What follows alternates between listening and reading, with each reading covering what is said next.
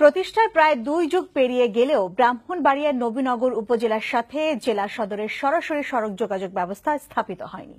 তিতাস নদীর ওপর একটি সেতুর অভাবে উপজেলার লাখো মানুষ দীর্ঘ সময় ও ঝুঁকি নিয়ে যাতায়াত করছেন নৌপথে। জরাজীর্ণ রাস্তা দিয়েও ঝুঁকি নিয়ে ছুটছেন অনেকেই। শিহাবুদ্দিন বিপুর পাঠানো তথ্য ছবিতে আরও জানাচ্ছেন শওকত করিম।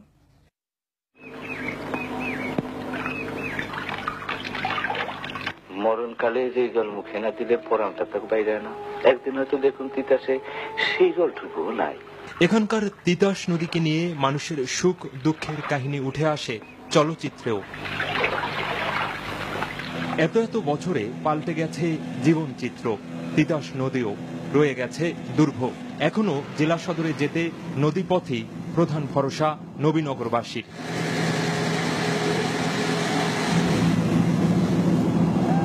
টাইম মেনটেন্স করা যায় না, চাকরি যারা করে আমাকে সমস্যা হয়। আধা ঘন্টা 30 মিনিটের পথ এখন যাই 2 ঘন্টা।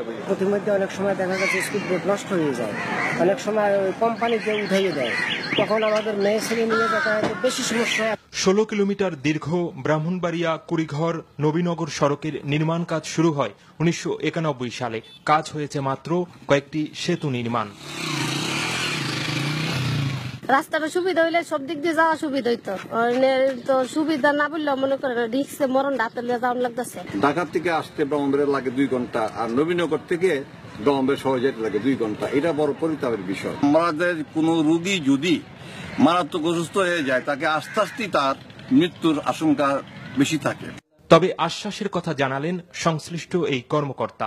বিটগড় জেসি থেকে ব্রাহ্মণবাড়িয়া বায়া কুড়িঘর হাট বাজার রাস্তার যেই অংশ কাঁচা রয়েছে এবং প্রাক্কলন প্রস্তুত প্রক্রিয়ায় রয়েছে, আগামী 1 মাসের মধ্যেই দরপত্র আহ্বান করা হবে এবং কাজ বাস্তবায়নে আগামী বছরের মাঝামাঝি সময়ের আগে কাজটি বাস্তবায়িত হবে।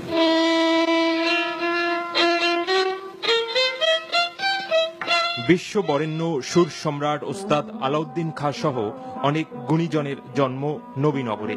প্রায় 15 লাখ মানুষের বসবাস এ উপজেলায়। এলাকাবাসী বলছেন তাদের দীর্ঘদিনের দাবি স্বপ্নই রয়ে গেছে। এর বাস্তবায়ন অর্থনৈতিক কর্মকাণ্ডের বিকাশেও গুরুত্বপূর্ণ ভূমিকা পালন করবে।